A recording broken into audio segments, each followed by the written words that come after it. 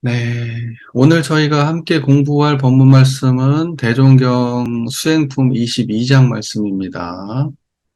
수행품 22장 한번 쭉 봉독하고요.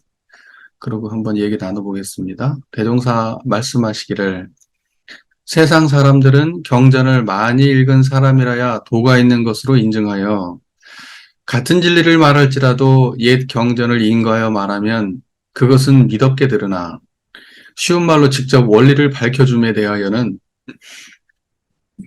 오히려 가볍게 듣는 편이 많으니 이 어찌 답답한 생각이 아니리요. 경전이라 하는 것은 과거 세상의 성자 철인들이 세도 인심을 깨우치기 위하여 그 도리를 밝혀놓은 것이지만은 그것이 오랜 시일을 지내오는 동안에 부연과 주해가 더하여 오거시서와 팔만장경을 이루게 되었나니 그것을 다 보기로 하면 평생 정력을 다하여도 어려운 바라. 어느 겨를에 수양연구 취사의 실력을 얻어 출중초봄한 큰 인격자가 되리요. 그러므로 옛날 부처님께서도 정법과 상법과 계법으로 구분하여 법에 대한 시대의 변천을 예언하신 바 있거니와 그 변천되는 주요 원인은 이 경전이 번거하여 후래 중생이 각자의 힘을 잃게 되고 자력을 잃는 데 따라 그 행동이 어리석어져서 정법이 자연 쇠하게 되는지라. 그러므로 다시 정법 시대가 오면 새로이 간단한 교리와 편리한 방법으로 모든 사람을 실제로 훈련하여 부전심수의 정법 아래 사람이 그 대도를 체험하고 깨치도록 하나니 오것이서는 다 배워 무엇하며 팔만장경은 다 읽어 무엇하리요. 그대들은 삼가 많고 번거한 옛 경전들의 정신을 빼앗기지 말고 마땅히 간단한 교리와 편리한 방법으로 부지런히 공부하여 뛰어난 역량을 얻은 후에 저 옛 경전과 모든 학설은 참고로 한번 가져다 보라. 그러하면 그때는 10년의 독서보다 하루아침의 참고가 더 나으리라. 예, 이제 수행품 22장에서 중요한 건 핵심은 그거죠. 핵심은 아, 공부에 있어서는 문자의 양이 중요한 게 아니라는 거예요. 이게 이 전체적 맥락의 핵심입니다. 문자의 양이 많은 게 중요한 게 아니다. 많은 문자를 접한 게 중요한 게 아니다. 핵심 역량이 있냐 없냐가 중요하다.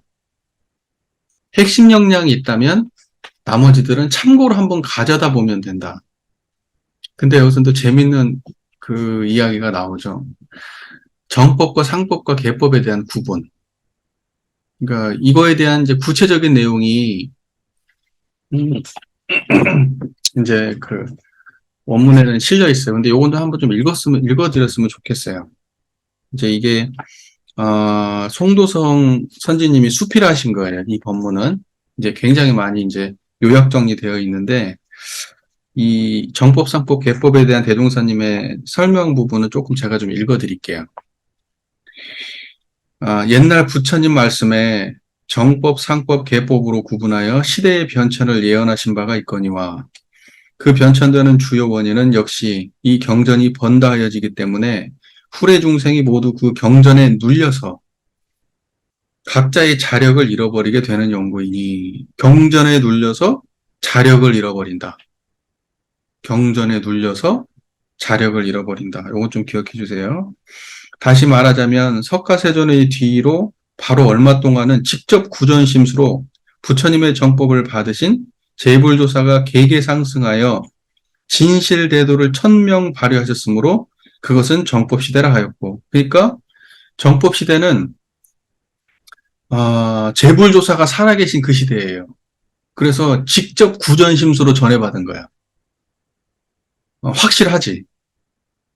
법을 담지한 사람이 제자한테 그대로 전했으니까 가장 확실하게 법이 살아있을 때 이때를 정법시대라고 하는 거고, 그 후로 얼마를 지내와서 구전심수의 신법 상승이 끊어지고 다만 전성에 끼치신 경전의 정신에 의하여 겨우 그 전례하는 제도와 의식을 유지하게 되므로 그것은 상법시대라 하였고. 자, 보세요. 그러니까 뭐냐면 성자는 돌아가시고, 실제로 법을 담지하고 전해왔던 그 성자는 돌아가시고, 그게 경전에 남아가지고, 그냥 어떠한 제도와 의식, 그 다음에 어떤 경전을 통해서만 법이 전해지는 시대.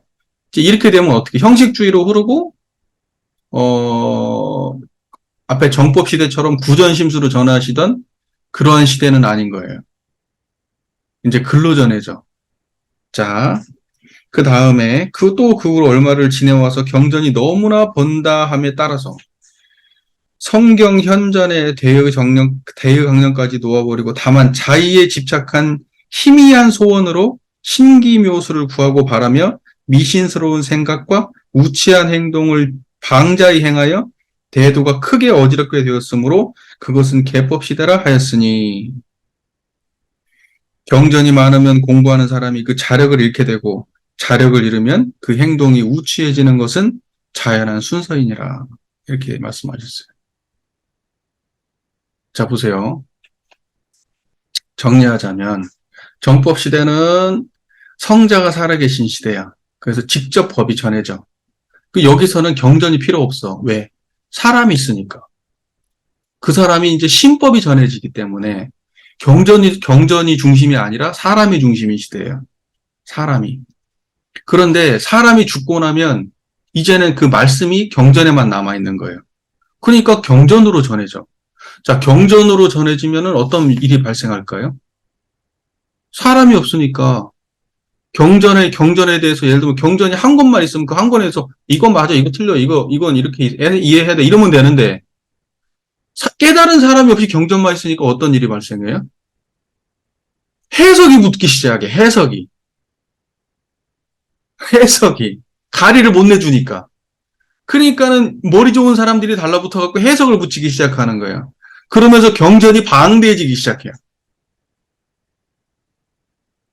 경전이 방대해지기 시작해요. 자, 이제 개법 시대에 접어들면 어떻게 돼요? 그 방대한 경전 속에 파묻혀가지고 완전히 갈피를 잃어버려요. 그래가지고는 이제는 어디로 흘러가요? 미신으로 흘러가요. 핵심을 못 잡고 경전 속을 헤매다가 결국 거기 전혀 진리하고 관계없는 쪽으로 그 신앙과 수행이 흘러간단 말이에요. 깨달음하고 전혀 관계없는 쪽으로. 이게 예법이라고요.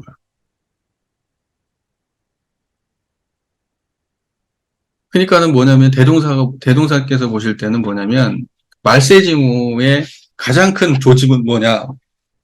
경전이 번거한 거예요.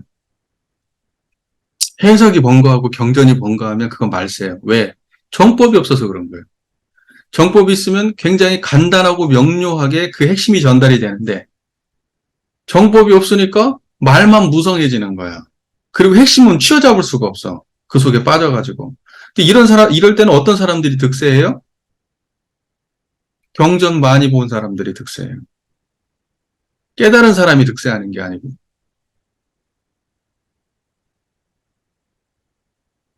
그러니까 이런 얘기 하잖아요. 원불교는 정전 대종경밖에 없잖아요. 정전 대종경이고 이제 정산종사 본문도 어찌면 참고경전이지. 원불교는 사실 정전 대종경밖에 없거든. 엄밀하게 원불교 교전은 정전 대종경이니까 나머지는 다 이제 참고경전에 불과한 거예요. 그러면 자 보세요. 중요한 건 뭐겠어요? 경전의 양일까? 법문의 양? 이런 말씀하시는 스타일이네 대종사님이. 경전의 양이 많아지고 해석이 번거해지면 그게 말세중우라고 말씀하시는 건데 말세인데. 그런데 원불교는 양이 적어가지고 매력이 없다는 거야. 학문의 깊이가 떨어진다는 거야. 깨달음의 수준이 낮다는 거야. 왜? 경전이 얇아서. 양이 조금이라서. 자, 이런 논리는 어디서 나온 논리일까? 그걸로 먹고 사는 사람들이 하는 얘기예요. 근데 지금 우리가 살고 있는 시대는 개법 시대라 어떤 사람들의 이야기를 제일 많이 먹어줘요? 깨달은 사람의 이야기를 먹는 게 아니고 여기에 머리에 지식이 많이 들어있고 사회적 지위가 있는 사람들의 말이 먹어주는 시대가 되다 보니까 실제로 우리 교단도 그런 식으로 올라가는 거예요. 깨달음을 추구하는 게 아니야. 무슨 학문이 어쩌고 무슨 학문이 어쩌고 이제 이렇게 흘러가기 시작했어요. 재미난 것은 뭐냐면 원불교를 전공해가지고 불교학으로 공부하신 분들은 불교는 지혜의 바다라는 거지. 경전이 그렇게 많고 훌륭하다는 거지. 그러니까 이런 것들이 대종사님하고 결이 안 맞는 거야. 그러면 우리가 원불교를 먼저 공부한 사람들 같으면 그런 이야기를 들었을 때, 이거 말세지문데 깨달음이 중요하지. 정말로 뭐랄까, 이 모든 경전이 추구하는 그 핵심 진리가 중요한 거지. 그 수많은 경전의 양, 그 언어의 다양성이 중요한 게 아닌데, 깨달음의 문중에서는 쉽게 말해서 그냥 쓰레기 쌓아놓은 거란 말입니다. 쓰레기 쌓아놓은 거예요. 특히 선가계통의 책을 보면은 그런 느낌이 아주 너무 강렬하잖아. 거기에다가 뭐 쓸데없는 거 보태는 거 되게 짜증내야 하거든, 그 사람들. 자꾸 핵심을 갖다 흐트린다고 생각을 하고, 번뇌를 만들고, 분별을 조장한다고 생각하기 때문에, 그걸 굉장히 경계하거든. 근데 또, 이런 책에 빠져가지고 사는 사람들은 무식하다고 그래요, 사람들한테. 둘 다 어떤 게 뭐 100% 맞다 틀리다 나는 이런 거 논하고 싶지 않지만 하나 확실한 건 뭐냐면 실제로 모든 경전에서 관통하고 있는 재불재성의 시민자리를 모르면 그러면 입 다물었으면 좋겠어. 난 솔직히 말해서. 그냥 경전이고 뭐고 필요 없어. 거기서 말하는 게 뭔 줄 알고. 아니 그렇게 해가지고 그러면 그렇게까지 경전을 많이 읽었으면 깨달았어? 사람들한테 그거 일관되게 설명할 수 있냐고. 분별만 조장하고 수십 년을 공부를 해도 마음자리 하나를 제대로 못 보는데, 어? 학생들이 그렇게 가르쳐도 학부에서 4년을 배우고 나와도 이론상 소문 하나를 설명을 못하는 판에 뭐가 그렇게 떳떳해, 지식이? 지식을 무시하려고 하는 말이 아니에요. 진짜로 수행자적 태도를 가지고 불경을 공부하려면, 불법을 공부하려고 하는 사람이라면 자기가 수행자적 태도를 가지고 적어도 최소한 그 정도 태도를 가지고 해야 된다는 생각은 가져야지. 근처도 못 가는 사람들이 그냥 무슨 뭐 언어만 가지고 그냥 뭐 많이 아는 것처럼 들어보면 유치하게 짝이 없어요. 핵심 역량을 모르는 사람들 얘기는 들어보세요. 번가하지 핵심이 없어. 하나도 안 드러나. 물론 양면을 다 갖추면은 금상첨화야. 응? 그 경전에 대한 지식과 깨달음의 경지, 그걸 양면을 갖춘 사람들을 난 비판하고 싶지 않아요. 그건 아주 훌륭한 분들이야. 그리고 원불교에서 추구하는 바야, 그건. 예? 뭐 우리 뭐 법이든 거 봐도 그렇고 경전 보지 말라고 안 하거든, 원불교는. 오히려 더 공부하라고 하지. 근데 제가 여기서 비판하는 건 어떤 거냐? 핵심은 모르고 지식만 많은 걸 비판하는 거예요. 불법이 뭔지 진짜 핵심은 모르고 지식만 많은 거. 진짜 자기 내면에서 구현을 해보려고는 생각 안 하고 여기에다가 뭐만 많이 쌓아놓는 거. 그게 우리 교단을 계법 시대로 이끌고 있다. 그래서 우리가 걱정해야 될 건 뭐냐. 정법 시대에 그 성자들이 살아계셔서 그분들의 신법이 전해지던 시대로 우리는 돌아가지 못하고 있는 거. 거기서 너무 멀리 떨어져 나와가지고 우리가 지금 보편적 수준이 어느 지경까지 갔냐면 미신에 의지하는 수준까지 갔다는 거. 이걸 걱정해야지. 우리는 상법이냐? 아니, 나는 상법도 아니라고 생각해, 지금 우리. 개법이에요, 개법. 예, 대동사님 이 법문에 따지면 우리는 개법 시대를 살고 있는 거야. 개혁이 뭘까요? 개혁이. 정법 시대로 회귀하는 거예요. 우리는 지금 개혁을 얘기할 때 무슨 뭐 이런 얘기 하지 뭐 무슨 전무추진 제도를 어떻게 하고 뭘 어떻게 하고 무슨 지도 체제를 혁신을 하고 뭐 어쩌고 이런 얘기 많이 하지. 그래서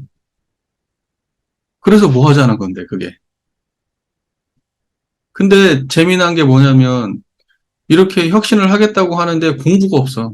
내용이. 어떻게 우리의 역량을 정법시대 역량으로 가져갈 건가, 어떻게 깨달음의 교단으로 만들 건가 하는 그 내용은 아예 없어.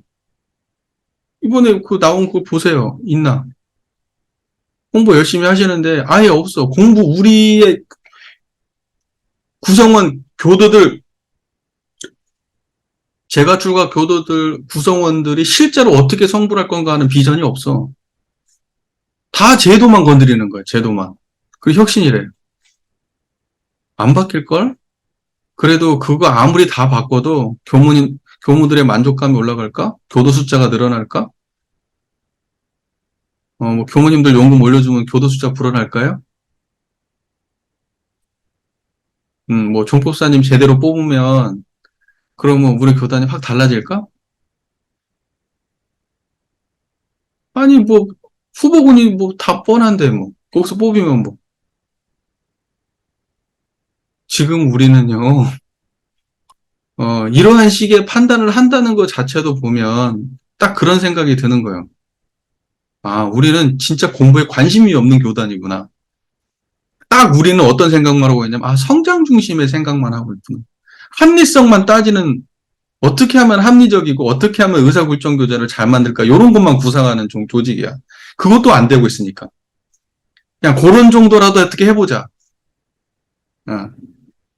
그거 하나도 못 바꾸고 있는 거예요. 여러분, 우리 이제 여기 계신 분들은 그래도 다 그 선불교 공부를 해보셨으니까 아시겠지만, 한 생각이라도 용납하나요? 예를 들면 우리 마음속에 진짜 옳다고 생각하는 거. 거기도 한순간에 끊어버릴 수 있어야 되는 거 아니야?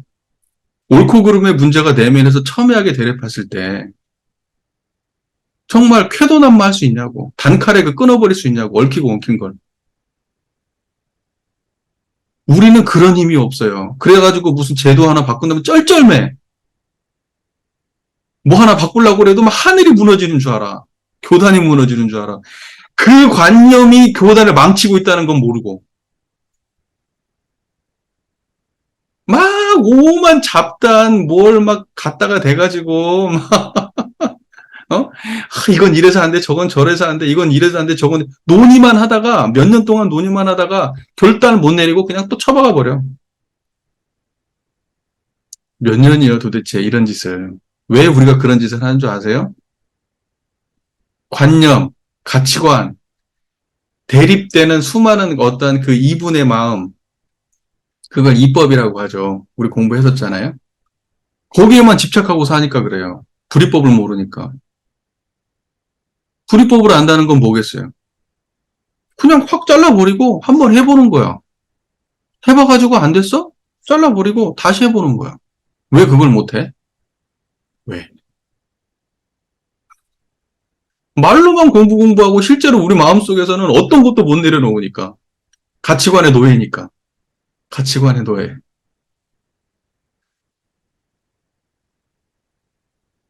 아유, 진짜 뭐가 문제일까요? 진짜 뭐가 문제일까? 돈 문제일까? 사람 숫자가 문제일까? 공부 없는 게 문제야. 그래서 진짜 문제라는 거예요. 제도 바꿔서 되고 이런 건 아무것도 아니야. 합리적인 게 없어서 문제라? 그러면 그런 것도 아무것도 아니야. 어?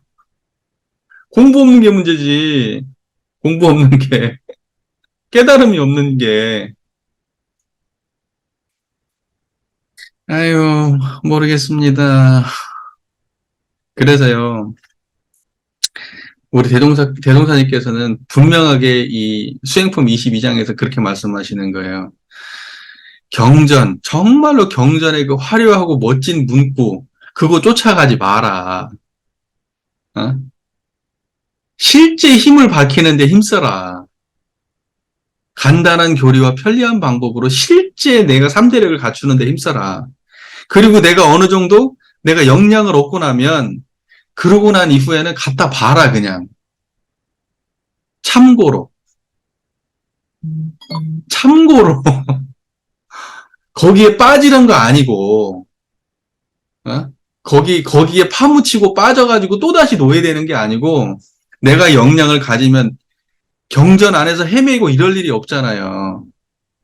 문자에 헤매고, 문자에 집착하고 헤매고, 거기 빠져 허우적대고, 이걸 대동사께 뭐라고 자력 없다고 얘기한 거예요. 무자력자가 된다는 거 아니에요. 경전의 노예가 된다는 거지. 지식과 학술의 노예, 문자의 노예가 된다는 거지. 근데 내가 역량이 있어. 그러면 문자는 내 역량 안에서 부려지는 거예요. 내 역량 안에서 부려지는 거라고. 그러면 내가 역량을 쌓은 후에 문자는 가져다 보면 돼요. 참고로. 그러니까 지금 저희가 공부하고 있는 게 지금 그거 하고 있는 거예요. 참고로 가져다 보는 거. 그러니까는 빠르게 한번 싹 훑어보면 됐지. 그 경전들을. 뭐 그걸 막 어마어마하게 공부할 거요? 막 외울 거요? 그거 가지고 논문 쓸 거요? 할 사람은 하시는데 참고로 갖다 보면 된다고. 우리가 하는 일은 지금 참고로 갖다 보는 거예요.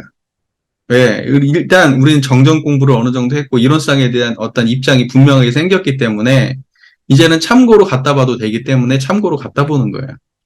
그러니까 경전에 대해서 너무 많은 의미부여하지 마세요. 재불재성의 심의를 자각하는 게 핵심이지 그 언어를 많이 기억하는 게 핵심 아니야. 그런데 우리가 그 문자를 보면서 그 자리가 분명하다는 것을 더 이해하게 되고 어, 더 증거하게 되고 또 나중에 이걸 설명할 때는 우리가 배웠던 문자들을 활용해서 설명하고 그러면 돼요. 문제는 여러분의 깨달음이 지금 이 순간에 존재하느냐 이거예요. 그래서 대동사님께서 말씀하시잖아요. 그 참 마지막 문장은 우리가 잘 기억했으면 좋겠어요. 그때의 10년의 독서보다 하루아침에 참고가 더 나으리라. 내가 역량을 가진 다음에 갖다 보면 10년 동안 책에 빠져 사는 것보다 내 역량을 갖추어서 보게 되면 하루아침 참고하는 게 훨씬 나아서 이렇게 말씀하시는데 왜 이렇게 말씀하시느냐? 대종사께서 그렇게 하셨어요. 여러분도 아시다시피 대종사께서 깨달음을 얻고 난 다음에 참고경전을 갖다 보시죠. 그 다음에 거기에서 벗어나지 않고 또 거기에 나와 있는 언어들을 활용해가지고 교법도 만드시고 제도도 하셨어요. 근데 중요한 건 뭐였나요? 대종사가 경전의 노예가 된 게 아니라 당신의 가진 깨달음의 입장에서 경전을 활용했잖아요. 그러니까 우리가 그렇게 돼야 되는데 경전의 노예가 된다니까? 깨달음이 눈앞에 있어도 안 들어와 경전의 노예가 된 사람들은 왜? 경전에는 더 멋지고 그냥 그럴싸한 말들이 많고 깨달음은 너무 아무것도 아니거든. 지난번에 이번에 육도단경 공부하면서 그 얘기 나오잖아요. 양두구요? 양머리 걸어놓고 개고기 판다고. 양머리 걸어놓고 개고기 팔아. 경전은 다 양머리예요. 양머리라고. 성현들이 거기에 나와 있는 수많은 그럴싸한 것들 전부 다 있어 보이는 이야기들 양머리요. 근데 실제 부처님은 양머리 걸었지만 우리한테 내놓는 건 뭐예요? 계곡이라고. 싸디싸고 별거 아닌 거 내놔요. 근데 그게 진짜였다고. 그게 진짜요.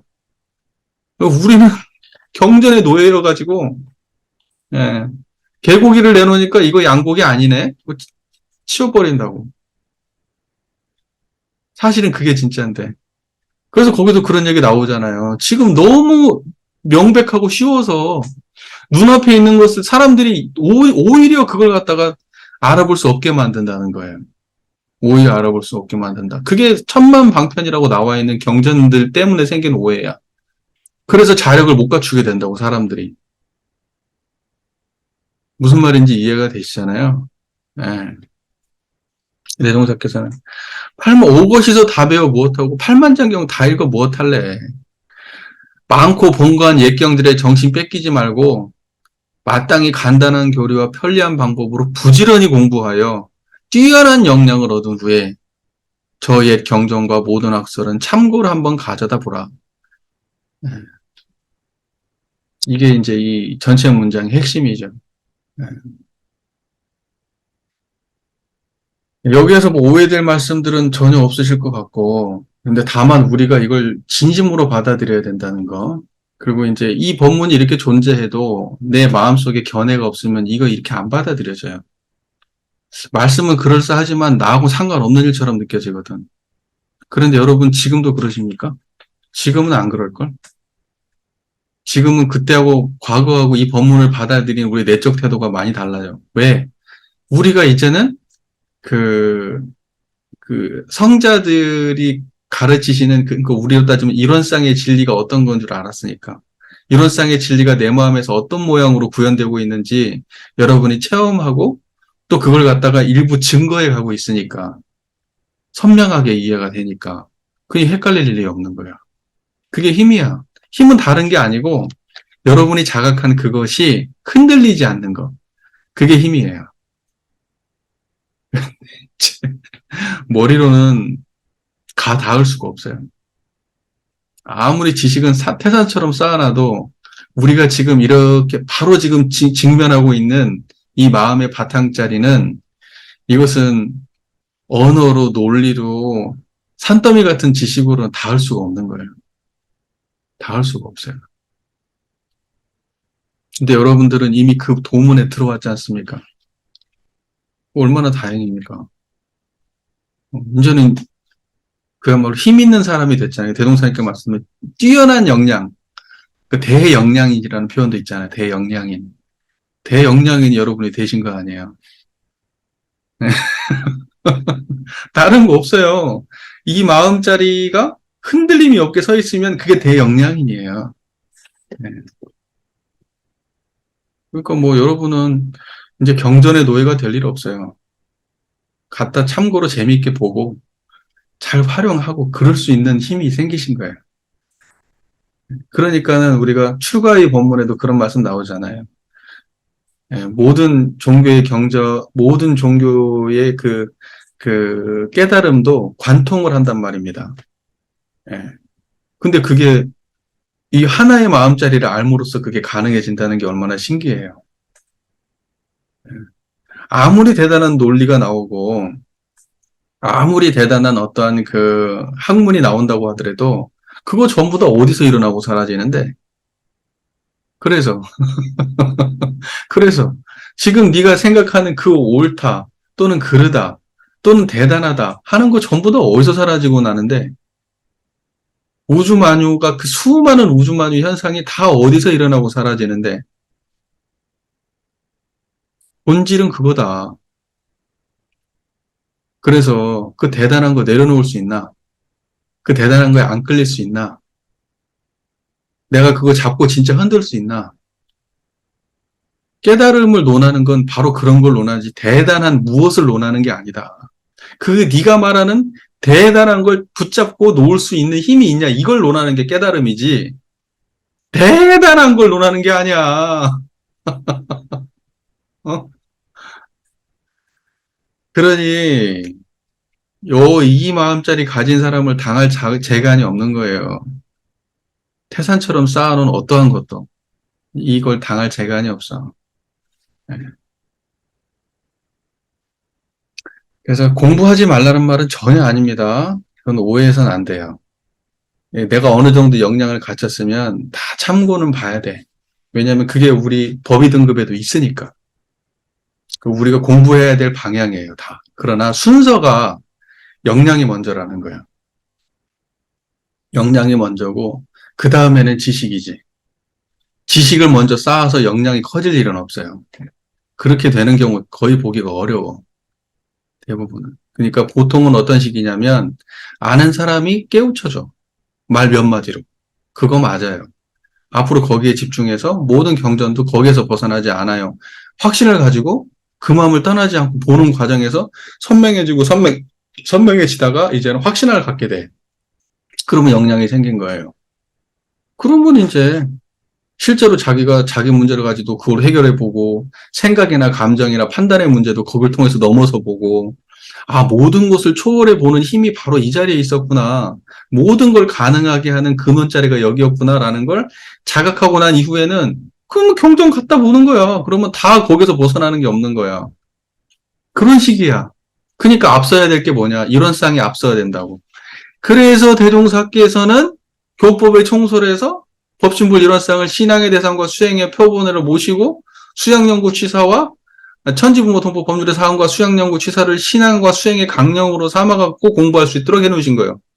당연히 경전 볼 때 뭐가 앞서야 되냐고. 이론상이 앞에 있어야 된다고.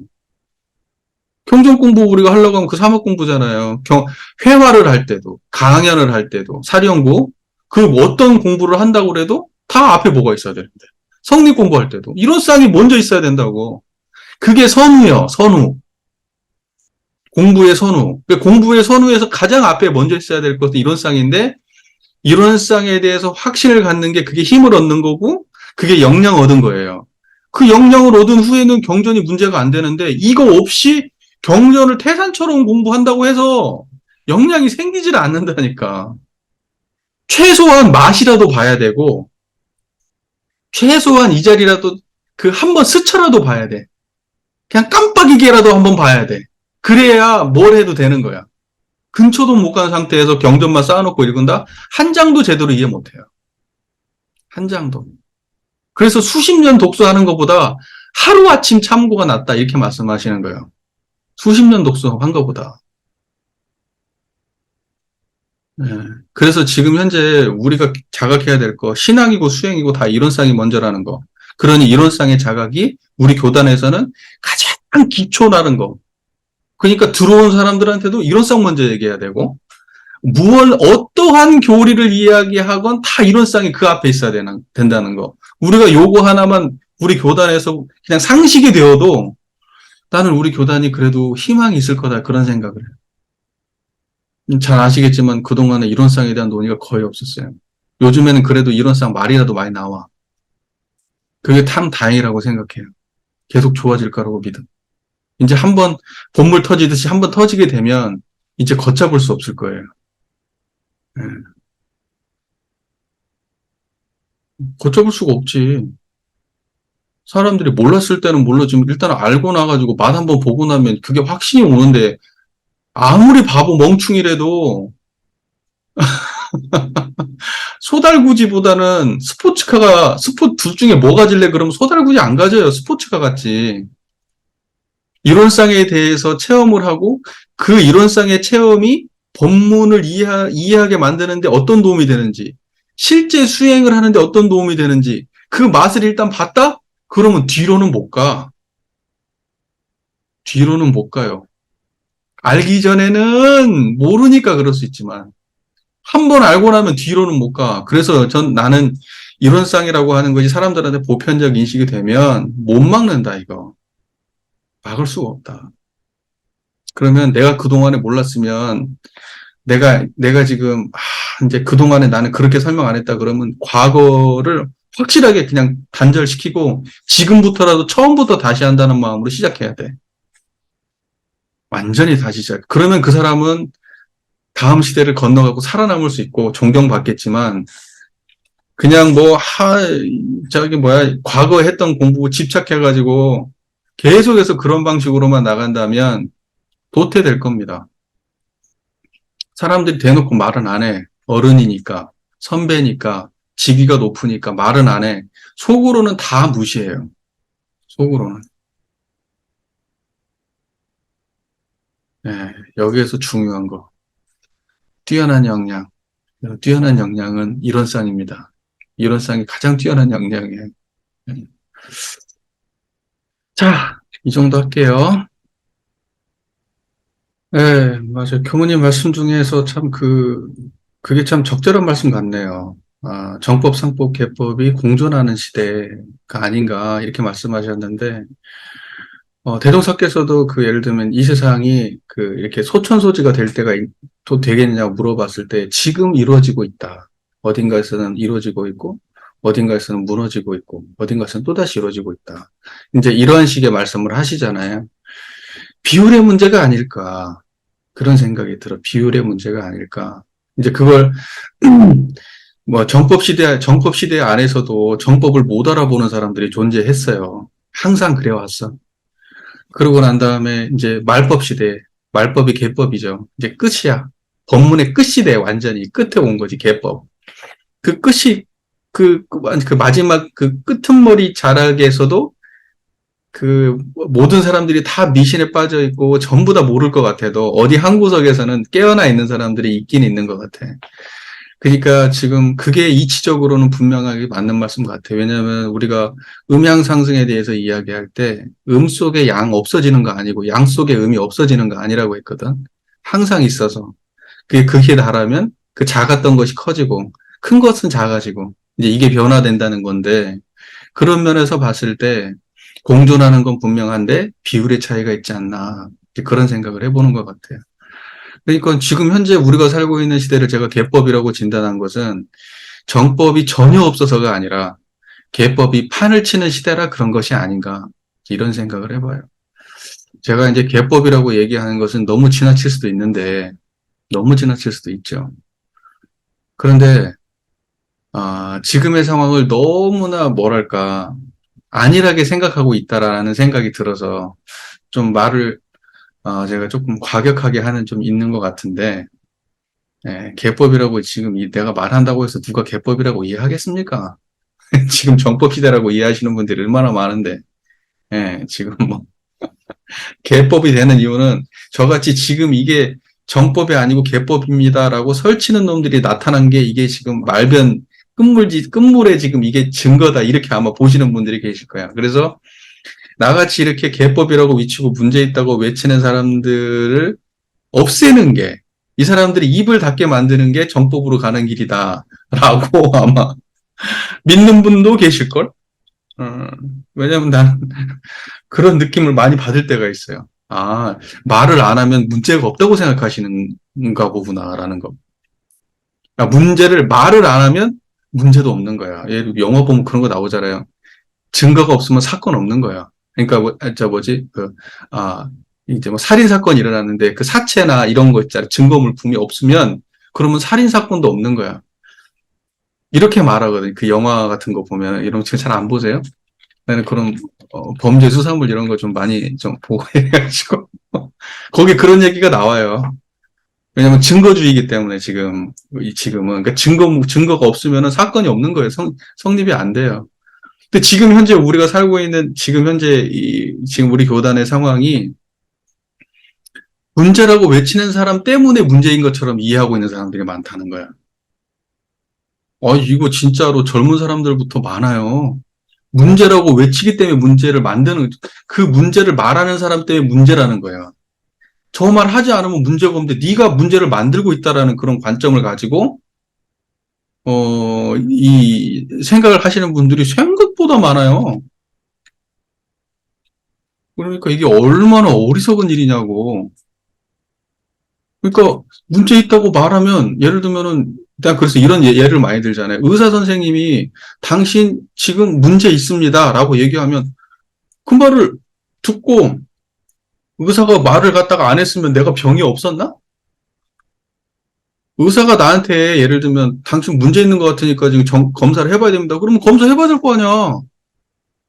그리고 아니면 다행이고 그리고 실제로 그 이야기 듣고 검사해봤는데 발생되면 다행이잖아. 빨리 찾아서 고치면 되니까. 근데 우리는 어떻게 하냐면은요, 우리의 그 어리석은 중생들, 아니, 뛰어난 중생들은 너무 머리가 좋으셔가지고, 그 말을 안 하면 문제 없는 거야라고 생각한다니까? 무슨 말인지 이해가 되잖아요. 타조인가? 뭐가 막, 쫓기다가 안 되면, 무슨, 꽁이 그런다든가, 타조가 그런다든가, 막 쫓기다가 안 되면 타조죠? 땅 속에다 머리를 쳐박는다며? 땅 속에다 머리를 그럼 문제 없나? 문제 해결되나? 안 보면?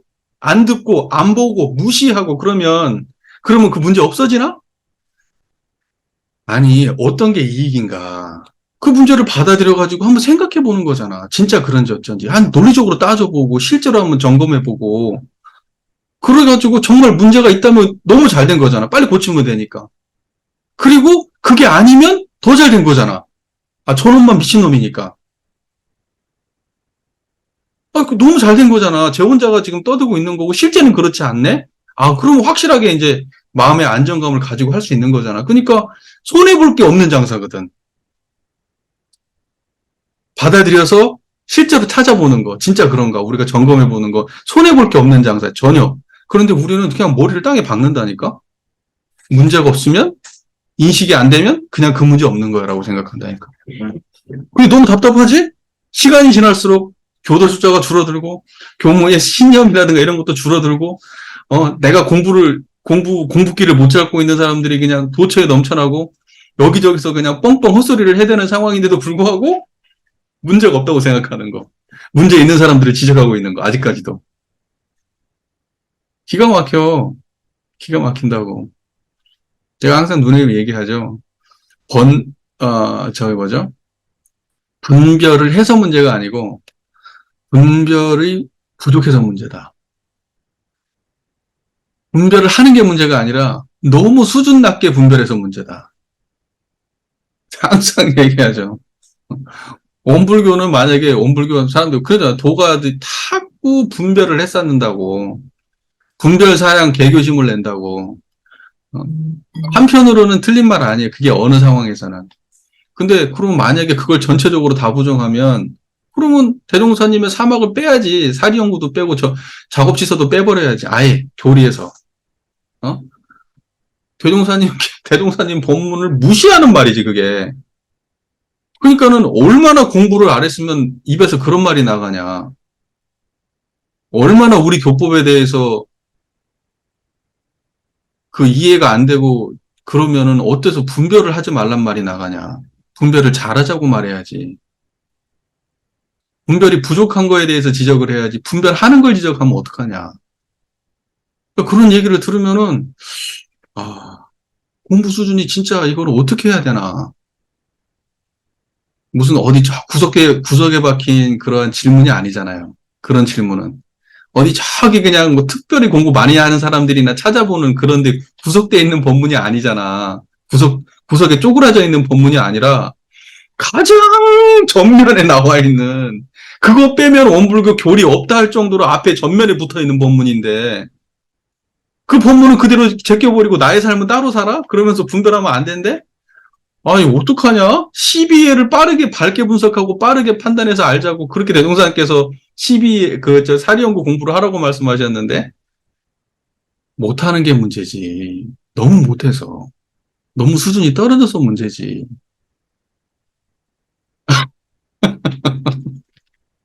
그 부분은 우리가 빨리 극복해야 될 것 같아요. 예, 그리고 경무님 아까 말씀하신 그것은 제가 또 하나 배웠습니다. 그렇게 생각하는 게 맞겠구나. 비율의 문제지, 그거 지금 완전히 사라지고 그런 문제는 아니구나. 다 어딘가에나 공존하고 그렇겠구나. 그런 생각이 들었습니다.